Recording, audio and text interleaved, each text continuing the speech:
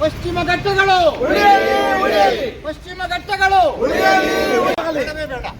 Sharavati PSP Sharavati PSP ಪಶ್ಚಿಮ ಘಟ್ಟಗಳು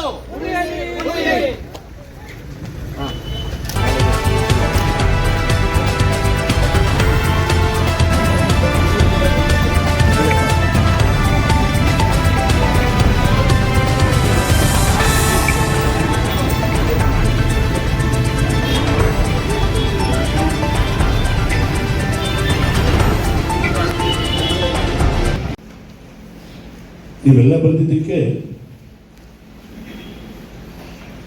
ನಾವು ಎಲ್ಲ ಪರಿಸರವಾದಿಗಳ ಪರವಾಗಿ ಧನ್ಯವಾದದಿಂದ ನಿಮ್ಮೆಲ್ಲರಿಗೂ ಕಲ್ಪನೆ ಮಾಡ್ತಿದ್ದೀವಿ. ಪರಿಸರದ ಕೆಲಸ ಯಾರ ಒಬ್ಬರದ ಕೆಲಸ ಅಲ್ಲ, ಎಲ್ಲರೂ ಕೂಡಿ ಮಾಡಬೇಕಾಗಿರೋದು, ಒಟ್ಟುಗೂಡಿ ಮಾಡಬೇಕಾಗಿರ್ತಕ್ಕಂಥದ್ದು. ಪರಿಸರ ಉಳಿದ್ರೆ ನಾವು ಉಳಿತೀವಿ, ಇಲ್ಲ ಉಳಿಯೋದಿಲ್ಲ ಅಂತಕ್ಕಂಥ ಭಾವನೆ ಎಲ್ಲರಿಗೂ ಬರಬೇಕು. ಇವತ್ತಿನ ಆಡಳಿತಗಾರರಿಂದ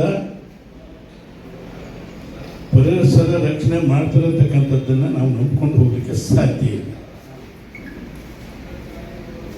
ಅಷ್ಟು ಕೆಟ್ಟು ಹೋಗಿದೆ ವ್ಯವಸ್ಥೆ. ಸೇವೆ ಮಾಡೋ ಜಾಗದಲ್ಲಿ ಸೇವನೆ ಮಾಡೋದು ಬಂದಿದ್ದಾರೆ ನಿಂತಿಗೆ. ಕಾಯುವವರೇ ಮೇಯುವವರು ಕೂಡ ಆಗಿದ್ದಾರೆ.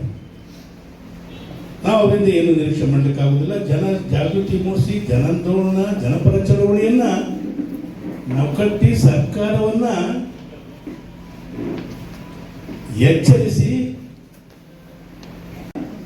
ಅದನ್ನು ರದ್ದು ಮಾಡಬೇಕು. ಅದೇ ತರದ ಯೋಜನೆಗಳು ಪಶ್ಚಿಮ ಘಟ್ಟದಲ್ಲಿ ಮಾಡಲಿಕ್ಕೆ ಕೂಡುವಂತಕ್ಕಂಥ ಸಂದೇಶ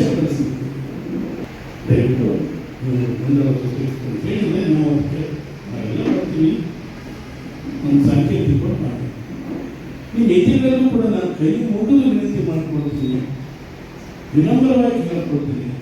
ಎಲ್ಲ ಎದುರು ಒಗ್ಗೂಡಿಸಿ ಹೋಗಿದ್ದೀವಿ ಸರ್. ನೀವು ಅಪೇಕ್ಷಿಸಿದ ಜಾಗದಲ್ಲಿ ಮೌನ ಮನ್ನಣೆ ಕೊಡಲಿಲ್ಲ ಅಂದ್ರೆ ಅದು ಪ್ರಜಾಪ್ರಭುತ್ವದ ಸರ್ಕಾರ ಅಲ್ಲ. ಅಂಕವಷ್ಟೇ ಪಬ್ಲಿಕ್ ಆಗಬಾರದು. ಇದೆಲ್ಲವನ್ನು ಕೂಡ ಗಮನದಲ್ಲಿ ಇಟ್ಕೊಂಡು ಇಲ್ಲಿ ಯಾವುದೇ ರೈತರಿಗೆ ಯಾವುದೇ ಹಾನಿ ಆಗೋದಿಲ್ಲ. ನೀವು ಹೇಳ್ತಾ ಇದ್ರಿ ಎಷ್ಟು ಸಾವಿರ ಕೋಟಿ ಬಂದಿದೆ, ಎಲ್ಲಿ ಹೋಯ್ತು ಅಂತ ಹೇಳಿ. ಪಶ್ಚಿಮ ಘಟ್ಟ ರಕ್ಷಣೆಗೆ ವಿಶ್ವಸಂಸ್ಥೆಯಿಂದ ಅಷ್ಟು 12,000 ಕೋಟಿ ಹಣ ಬಂದ್ರು. ಯಾಕೆ ಹೋಯ್ತು? ಯಾರಿಗೆ ಕೊಟ್ಟರು? ಯಾರು ತಿಂದ್ರು? ಯಾರು ತೇಗಿದ್ರು?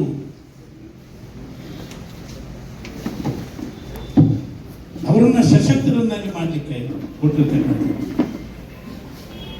ಕಾಡಂಚಿನವರನ್ನು ಓಡಿಸ್ಬಿಡ್ಬೇಕು ಅಂತ ಯಾವ ವರದಿಯಲ್ಲೂ ಕೂಡ ಹೇಳಿಲ್ಲ ಮಹಿಮಾ.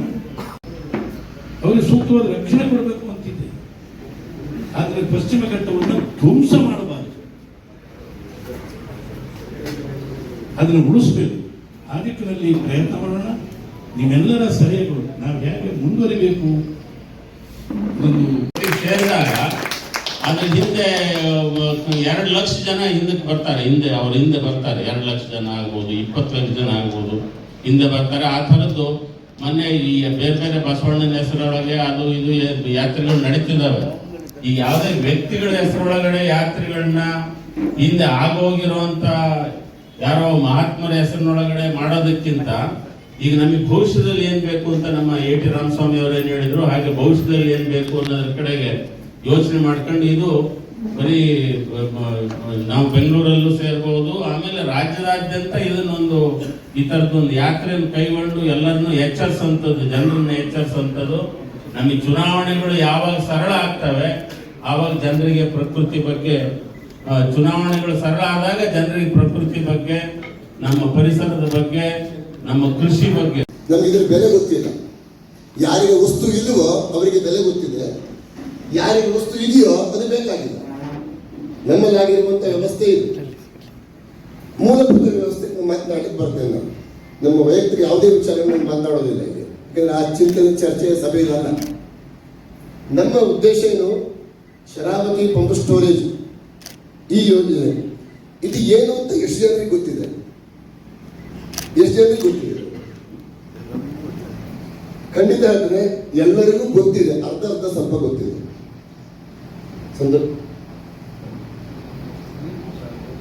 ಹೌದಾ?